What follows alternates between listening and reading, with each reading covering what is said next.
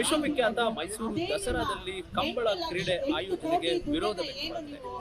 ಈ ಒಂದು ಕಂಬಳ ಕ್ರೀಡೆಯನ್ನ ವಿರೋಧಿಸಿ ಇವತ್ತು ಮೈಸೂರಿನಲ್ಲಿ ಬೃಹತ್ ಪ್ರತಿಭಟನೆಯನ್ನು ಮಾಡಲಾಗ್ತಾ ಇದೆ. ನಾವು ದೃಶ್ಯದಲ್ಲೂ ಕೂಡ ಕಾಣಬಹುದು. ಮೈಸೂರಿನ ರಿಂಗ್ ರಸ್ತೆಯಲ್ಲಿರುವಂತ ಅಂದ್ರೆ ಸಾತಗಳ್ಳಿ ಏನಿದೆ, ಈ ಒಂದು ಸಾತಗಳ್ಳಿಯ ಸಮೀಪ ರಿಂಗ್ ರಸ್ತೆಯ ಬಳಿ ಕಂಬಳ ಕ್ರೀಡೆಗಾಗಿ ಆಯೋಜನೆ ಮಾಡಿರುವಂತಹ ಸ್ಥಳ ಏನಿದೆ, ಆ ಒಂದು ಸ್ಥಳದಲ್ಲೇ ವಿವಿಧ ಪ್ರಗತಿಪರ ಸಂಘಟನೆಗಳು, ಪರಿಸರ ಸಂಘಟನೆಗಳು, ಜೊತೆಗೆ ರೈತ ಸಂಘಟನೆಗಳು ಈ ಒಂದು ಕಂಬಳ ಕ್ರೀಡೆಯನ್ನ ದಸರಾದಲ್ಲಿ ಆಯೋಜನೆ ಮಾಡಬಾರದು ಅಂತ ಹೇಳಿ ಪ್ರತಿಭಟನೆಯನ್ನ ಮಾಡಲಾಗ್ತಾ ಇರತಕ್ಕಂಥದ್ದು ನಾವು ಗಮನಿಸಬಹುದು. ಹಲವು ಸಂಘಟನೆಗಳು, ಪರಿಸರವಾದಿಗಳೆಲ್ಲರೂ ಕೂಡ ಸರ್ಕಾರದ ಈ ಒಂದು ನಿರ್ಧಾರವನ್ನು ವಿರೋಧಿಸಿ ಬೃಹತ್ ಪ್ರತಿಭಟನೆಯನ್ನ ಮಾಡಲಾಗ್ತಾ ಇರತಕ್ಕಂಥದ್ದು. ಯಾವುದೇ ಕಾರಣಕ್ಕೂ ಕೂಡ ಇಲ್ಲಿ ಪ್ರತಿಭಟನೆಯನ್ನ ಈ ಒಂದು ಕಂಬಳ ಕ್ರೀಡೆಯನ್ನ ಆಯೋಜನೆ ಮಾಡಲಿಕ್ಕೆ ಬಿಡೋದಿಲ್ಲ ಅಂತ ಹೇಳಿ ಅವರು ಪ್ರತಿಭಟನೆಯನ್ನು ಒಂದು ಕಡೆ ಮಾಡ್ತಾ ಇರತಕ್ಕಂಥದ್ದು. ಇನ್ನು ಮುಖ್ಯವಾಗಿ ನಾವು ಗಮನಿಸಬಹುದು, ದಸರಾದಲ್ಲಿ ಕಂಬಳ ಕ್ರೀಡೆಯನ್ನ ಆಯೋಜನೆ ಮಾಡುವ ಸಲುವಾಗಿ ಸುಮಾರು 24 ಎಕರೆಯಷ್ಟು ರಿಂಗ್ ರಸ್ತೆಯ ಬಳಿ ಅಂದ್ರೆ VTU ಕಾಲೇಜ್ ಏನಿದೆ, ಆ ಒಂದು ಕಾಲೇಜಿನ ಪಕ್ಕದಲ್ಲಿರುವಂತಹ ಒಂದು ಸ್ಥಳ ಏನಿದೆ, ಈ ಒಂದು ಸ್ಥಳದಲ್ಲಿ ಸುಮಾರು 24 ಎಕರೆ ವಿಸ್ತೀರ್ಣದ ಒಂದು ಭೂಮಿಯನ್ನು ಗುರುತಿಸಲಾಗಿರತಕ್ಕಂಥದ್ದು. ಈ ಒಂದು ಕಂಬಳ ಕ್ರೀಡೆಗಾಗಿ ಸುಮಾರು 8 ಕೋಟಿ ವೆಚ್ಚವನ್ನ ಭರಿಸುವಂತಹ ಒಂದು ಕೆಲಸವನ್ನು ಕೂಡ ಮಾಡಲಾಗ್ತಾ ಇದೆ. ಜೊತೆಗೆ ಇದರಲ್ಲಿ 250 ಕೋಣಗಳು ಭಾಗಿಯಾಗ್ತವೆ. ಜೊತೆಗೆ 25,000 ಲೀಟರ್ ನೀರಿನ ಅವಶ್ಯಕತೆ ಇರುತ್ತೆ ಅನ್ನೋ ಒಂದು ಮಾಹಿತಿ ಕೂಡ ಇರತಕ್ಕಂಥದ್ದು. ಹೀಗಾಗಿ ಇಲ್ಲಿ ಕಂಬಳ ಕ್ರೀಡೆಯನ್ನ ಮಾಡ್ತಕ್ಕಂಥದ್ದು ಸರಿಯಲ್ಲ, ಆಯಾ ನೆಲದಲ್ಲಿ ಆಯಾ ಸಂಸ್ಕೃತಿಗಳು ನಡಿಬೇಕು ಅಂತಕ್ಕಂಥ ಒಂದು ಒತ್ತಾಯ ಇರತಕ್ಕಂಥದ್ದು. ಹೀಗಾಗಿ ಕಂಬಳ ಕ್ರೀಡೆಯನ್ನ ವಿರೋಧಿಸಿ ಮೈಸೂರಿಗರು ಪ್ರತಿಭಟನೆಯನ್ನು ಮಾಡ್ತಾ ಇದ್ದಾರೆ. ಅದರಲ್ಲಿ ಪರಿಸರವಾದಿಗಳಿರ್ಬೋದು, ರೈತಪರ ಸಂಘಟನೆಗಳು ಇರಬಹುದು, ಜೊತೆಗೆ ವಿವಿಧ ಪ್ರಗತಿಪರ ಸಂಘಟನಾಕಾರರಿದ್ದಾರೆ. ಅವರೆಲ್ಲರೂ ಕೂಡ ತಮ್ಮ ಆಕ್ರೋಶವನ್ನು ವ್ಯಕ್ತಪಡಿಸ್ತಾ ಇರತಕ್ಕಂಥದ್ದು. ಇದನ್ನ ಮುಖ್ಯವಾಗಿ ಕಂಬಳ ಕ್ರೀಡೆಯನ್ನ ಮೈಸೂರಿನ ದಸರಾದಲ್ಲಿ ಆಯೋಜನೆ ಮಾಡತಕ್ಕಂಥದ್ದು ಸರಿಯಲ್ಲ ಅಂತ ಹೇಳಿ ವಿರೋಧವನ್ನು ವ್ಯಕ್ತಪಡಿಸಿರುವಂತಹ ಪಾರಂಪರಿಕ ತಜ್ಞ ರಂಗರಾಜ್ ಅವರು ಇದ್ದಾರೆ. ಪ್ರೊಫೆಸರ್ ನನ್ನ ಜೊತೆಗೆ ಇದ್ದಾರೆ.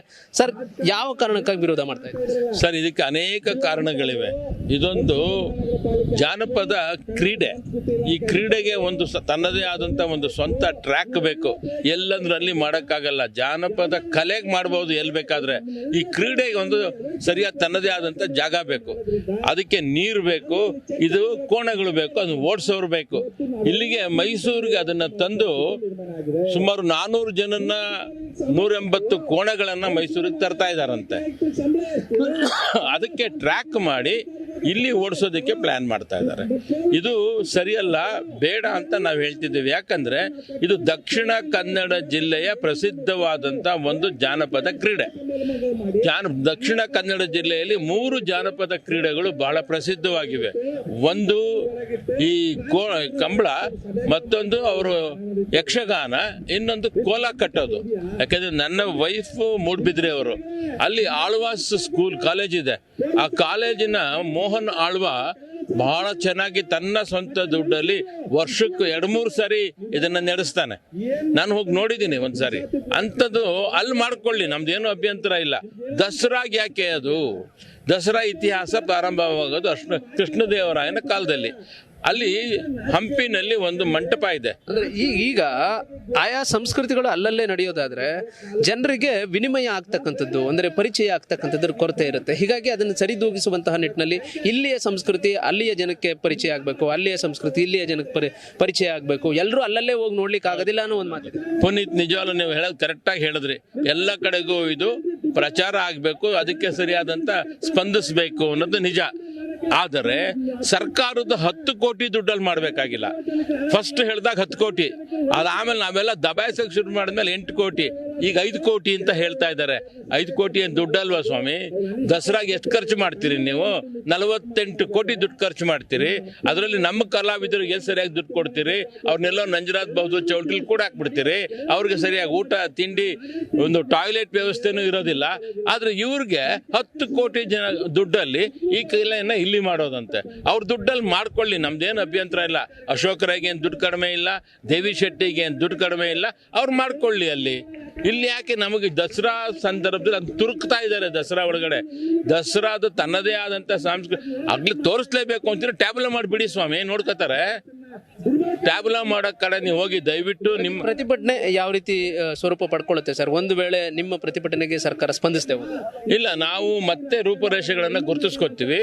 ಈಗಿಲ್ಲ ಅಂತಂದ್ರೆ ಅವ್ರು ಮಾಡೇ ಮಾಡ್ತೀವಿ ಅಂತ ಹಠಕ್ಕೆ ಬಿದ್ರೆ ಮಳೆ ಇಲ್ಲ, ನೀರಿಲ್ಲ, ಬರ ಅಂತ ಅವರೇ ಘೋಷಣೆ ಮಾಡಿ ಅಂತ ಕೇಂದ್ರ ಸರ್ಕಾರ ಕೇಳ್ಕೊಂಡಿದ್ದಾರೆ. ಅಂಥದ್ರಲ್ಲಿ ಇದು ಮಾಡ್ತೇವೆ ಅಂದರೆ ಇದು ಸರಿಯಲ್ಲ.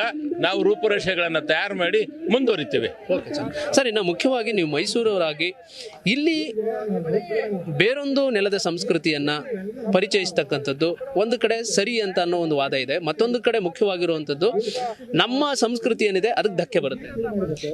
ಸರ್, ಕಂಬಳವನ್ನು ಒಂದು ಸಂಸ್ಕೃತಿ ಇನ್ನೊಂದು ಕಡೆಗೆ ಪರಿಚಯಿಸಬೇಕು ಅನ್ನೋ ಮನೋಭಾವನೆ ಯೋಚನೆ ಮಾಡಿದ್ರೆ ನಿಜಕ್ಕೂ ಸರಿ. ಆದರೆ ಸಮಯ, ಸಂದರ್ಭ ಮತ್ತು ಆಯ್ಕೆ ಅಂದರೆ ಯಾವ ಸ್ಥಳ ಆಯ್ಕೆ ಮಾಡ್ಕೊಂಡಿದ್ದೀರಲ್ಲ ಅದು ರಾಂಗ್. ನೋಡಿ ಸರ್, ಹಿಂದೆ ಒಂದು ಕಾಲ ಇತ್ತು, ಯಾರಿಗೋ ಒಬ್ಬರಿಗೆ ಟ್ರಾನ್ಸ್ಪೋರ್ಟೇಷನ್ ವ್ಯವಸ್ಥೆಗಳಿರಲಿಲ್ಲ, ಸೋಷಿಯಲ್ ಮೀಡಿಯಾ ವ್ಯವಸ್ಥೆಗಳಿರಲಿಲ್ಲ, ಸಾಮಾಜಿಕ ಎಲ್ಲೋ ಒಂದು ಕಡೆ ಮಾಧ್ಯಮಗಳ ವ್ಯವಸ್ಥೆನೂ ಸಹ ಹಿಂದೆ ದೂರದರ್ಶನ ಒಂದೇ ಚಾನಲ್ಲು. ಇವತ್ತು ನಿಮ್ಮಂಥ ಎಲ್ಲ ಮಾಧ್ಯಮದವರು ಸೇರಿದಂಗೆ ಇಡೀ ಅಂತಾರಾಷ್ಟ್ರೀಯ ಕಲೆ, ಸಾಹಿತ್ಯ, ಸಂಸ್ಕೃತಿ ಎಲ್ಲವನ್ನೂ ತಗೊಂಡ್ಬಂದು ನಮಗೆ ನಮ್ಮ ಕೈ ಬೆರಳಲ್ಲಿ ನಿಲ್ಲೋ ರೀತಿಯಲ್ಲಿ ಮಾಡಿರುವಂಥ ಸಂದರ್ಭದಲ್ಲಿ ಮತ್ತೆ ಇನ್ನೊಂದು ಪ್ರಾದೇಶಿಕತೆಯನ್ನು ಉಳಿಸ್ಕೋಬೇಕು ಅನ್ನೋದು ಎಷ್ಟು ಇಂಪಾರ್ಟೆಂಟು ಅದ್ರ ಜೊತೆಗೆ ಅನ್ನೋದು ಅದನ್ನು ಗಮನಿಸ್ಕೋಬೇಕು. ಸರ್, ಕಂಬಳವನ್ನು ನೋಡಬೇಕು ಅಂದಾಗ ನೋಡಿ ಸರ್, ದಸರಾವನ್ನು ನೋಡೋಕೆ ಬಂದಾಗ ಮೈಸೂರಿಗರು ನೀವು ಯಾವ್ದಾದ್ರು ಹೋಟ್ಲವನ್ನ ಕೇಳಿ, ಅವನಿಗಿರುವಂಥ ಸಣ್ಣ ಪುಟ್ಟ ಕಮಿಟ್ಮೆಂಟ್ನ ಯಾವಾಗಪ್ಪ ಕ್ಲಿಯರ್ ಮಾಡ್ತೀಯ ಅಂದರೆ, ಸರ್ ದಸರಾ ಬಂದ್ಬಿಡ್ಲಿ ಸರ್, ಆ ಒಂದೂವರೆ ತಿಂಗಳಲ್ಲಿ ನಾನು ಪೂರ್ತಿ ಕಮಿಟ್ಮೆಂಟ್ ಕ್ಲಿಯರ್ ಮಾಡ್ತೀನಿ ಅಂತಾನೆ. ಅಂದರೆ ಟೂರಿಸಂ ಬರೋದ್ರಿಂದ ನನ್ನ ಜೀವನವನ್ನು ನಾನು ಪೂರ್ತಿಯಾಗಿ ಬಳಸ್ಕೊತೀನಿ ಅಂತ. ದಸರಕ್ಕೆ ಆ ರೀತಿಯಾದಂತಿದ್ರೆ ಕಂಬಳನ ನೀವು ಇಡೀ ರಾಜ್ಯದಲ್ಲಿ ಪ್ರಚಾರ ಮಾಡಿ. ಕಂಬಳ ಎಲ್ಲಿ ದಕ್ಷಿಣ ಕನ್ನಡದಲ್ಲಿ ಇದೆ ಅಲ್ಲಿಗೆ ಪ್ರಚಾರ ಮಾಡಿ, ಇನ್ನೂ ಹೆಚ್ಚು ಇಡೀ ರಾಜ್ಯದಿಂದ ಜನ ಅಲ್ಲಿಗೆ ಹೋಗ್ಲಿ. ದಕ್ಷಿಣ ಕನ್ನಡದ ಆರ್ಥಿಕ ವ್ಯವಸ್ಥೆ ಉನ್ನತೀಕರಣಗೊಳ್ಳುತ್ತೆ. ಅಲ್ಲಿ ಕಂಬಳ ನೋಡೋಕ್ಕೆ ಇಷ್ಟು ಸಾವಿರಾರು ಜನ ಇತರ ಜಿಲ್ಲೆಗಳಿಂದ, ಇತರ ರಾಜ್ಯಗಳಿಂದ ಬಂದಿದ್ದಾರೆ ಅಂತ. ಅದ್ರ ಬಿಟ್ಟು ಕಂಬಳವನ್ನೇ ಇನ್ನೊಂದು ಕಡೆ ಶಿಫ್ಟ್ ಮಾಡ್ತೀನಿ ಅನ್ನೋದು ಎಷ್ಟು ಸರಿ? ಆಮೇಲೆ ಆರ್ಥಿಕ ಹೊರೆ ಇಲ್ವಾ? ನೀವು ಅಲ್ಲಿ ಉತ್ತೇಜನ ಕೊಟ್ಟಂಥ ಸಂದರ್ಭದಲ್ಲಿ ಯಾವುದೇ ರೀತಿಯ ಆರ್ಥಿಕ ಹೊರೆ ಆಗೋದಿಲ್ಲ. ಅಲ್ಲಿ ಕೇವಲ ನಿಮಗೆ ಬೇಕಾಗಿರೋದು ಪ್ರಚಾರ, ಮತ್ತು ಅಲ್ಲಿ ಕಂಬಳ ನಡೆಸೋದಕ್ಕೆ ಆಲ್ರೆಡಿ ವ್ಯವಸ್ಥೆ ಇದೆ, ಅದರ ಒಂದಷ್ಟು ಉನ್ನತೀಕರಣ. ಆದರೆ ಇಲ್ಲಿ ನೀವು ಇಡೀ ರಾಜ್ಯ ಬರ ಪರಿಸ್ಥಿತಿನಲ್ಲಿ ಅಂಥ ಸಂದರ್ಭದಲ್ಲಿ ಕಂಬಳಕ್ಕೆ ಮೂಲಭೂತವಾಗಿ ಬೇಕಾಗಿರುವಂಥದ್ದು ನೀರು. ಆ ನೀರನ್ನ ಯಥೇಚ್ಛವಾಗಿ ಬಳಸಿ ಕೆಸರುಗದ್ದೆ ನಿರ್ಮಾಣ ಮಾಡಿ, ಕೃತಕ ನಿರ್ಮಾಣ ಮಾಡಿ, ಮತ್ತು ಅಷ್ಟೂ ಕೋಣಗಳನ್ನ ಇಲ್ಲಿಗೆ ತೊಗೊಂಡ್ಬಂದು ಆ ಜನಗಳಿಗೆ ಮೂಲಭೂತ ವ್ಯವಸ್ಥೆನ ಇಲ್ಲಿ ಸೃಷ್ಟಿ ಮಾಡೋದಕ್ಕೆ ಪ್ರಯತ್ನ ಮಾಡಿ ಇಲ್ಲಿ ಏರುವಂಥದ್ದು ಯಾಕೆ? ಆ ರೀತಿ ಏರುವಂಥ ಪರಿಸ್ಥಿತಿ ಇಲ್ಲ. ಹಿಂದೆ ನಮಗೆ ಬಸ್ಗಳು, ಏನೋ ಟ್ರೈನ್ಗಳು, ಏನೂ ವ್ಯವಸ್ಥೆಗಳು ಇರ್ತಿರಲಿಲ್ಲ. ಆವಾಗ ಸರ್ಕಾರ ಈ ರೀತಿ ಮಾಡಬೇಕಾಗಿತ್ತು, ಯಾಕೆ ಸಾರ್ವಜನಿಕರು ಹೋಗೋಕ್ಕಾಗಲ್ಲ ಅಂತ.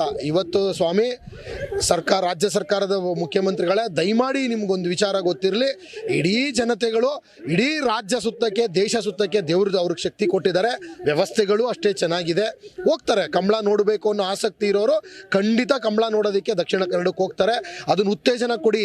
ಅಲ್ಲೊಂದಷ್ಟು ಗೆಸ್ಟ್ ಹೌಸ್ಗಳು ಮಾಡಿ, ಬೇಕಾದ್ರೆ ಕಂಬಳ ಆಯೋಜನೆ ಮಾಡಿ ಅಲ್ಲಿ ಮಾಡಿಬಿಟ್ಟು ಇಡೀ ರಾಜ್ಯದವ್ರು ಅಲ್ಲಿ ಹೋಗಿ ನೋಡಿದಾಗ ಇಡೀ ದಕ್ಷಿಣ ಕನ್ನಡ ಜಿಲ್ಲೆ ಪ್ರಚಾರಕ್ಕೆ ಬರುತ್ತೆ. ಮತ್ತು ಅಲ್ಲಿ ಆರ್ಥಿಕ ಪರಿಸ್ಥಿತಿ ಇಂಪ್ರೂವ್ ಆಗುತ್ತೆ. ಟೂರಿಸಂ ಸ್ಥಳೀಯವಾಗಿ ಡೆವಲಪ್ಮೆಂಟ್ ಮಾಡಿ.